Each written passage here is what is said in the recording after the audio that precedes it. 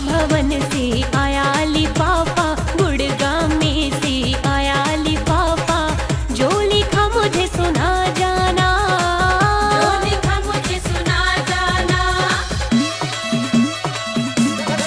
रे मुझे माँ का हाल बता जाना, माँ का हाल बता जाना।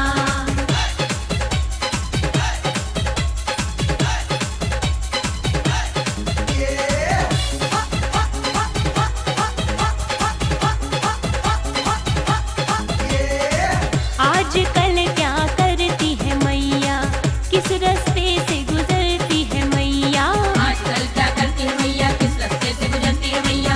आजकल क्या करती है मैया, किस रास्ते से गुजरती है मैया, रास्ता मुझे दिखा जाना, रास्ता मुझे दिखा जाना। रे मुझे माँ का हाल बता जाना हो, माँ का हाल बता जाना।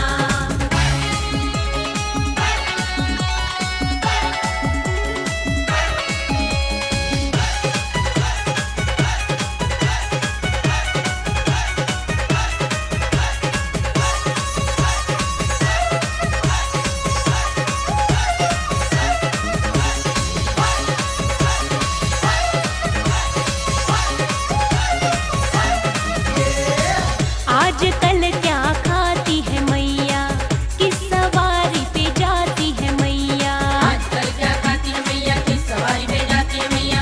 आजकल क्या खाती है मैया, किस सवारी पे जाती है मैया, मन का भरम मिटा जाना, मेरे मन का भरम मिटा जाना। रे मुझे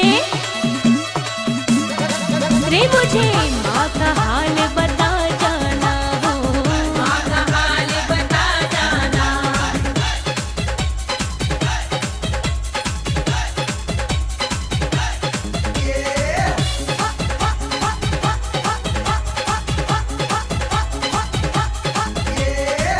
आजकल कहाँ रहती है मैया, किसको अपना कहती है मैया, आजकल कहाँ रहती है मैया, किसको अपना कहती है मैया।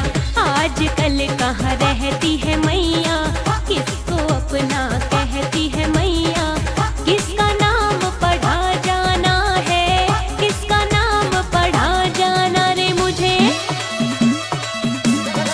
रे मुझे माँ का हाल बता जाना, रे मुझे माँ का हाल बता जाना।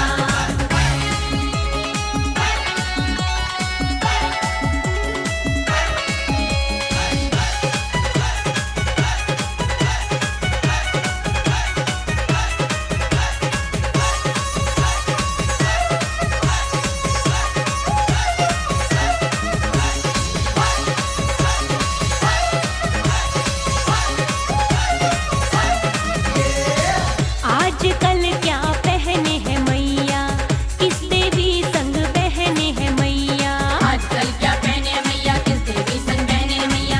आजकल क्या पहने हैं मैया, किस देवी संग बहने हैं मैया, श्रद्धा और जगा जाना, मेरे श्रद्धा और जगा जाना। रे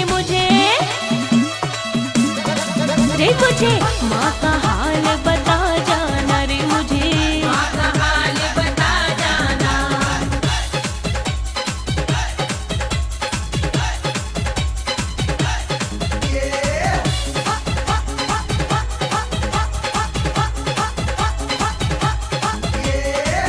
आजकल कहाँ सोती है मैया, खुश किस किस पे होती है मैया, आजकल कहाँ सोती है मैया, खुश किस पे होती है मैया।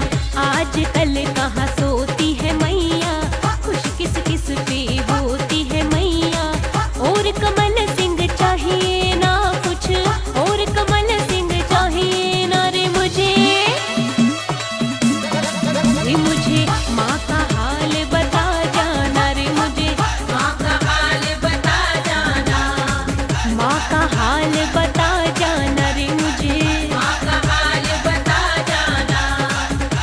का हाल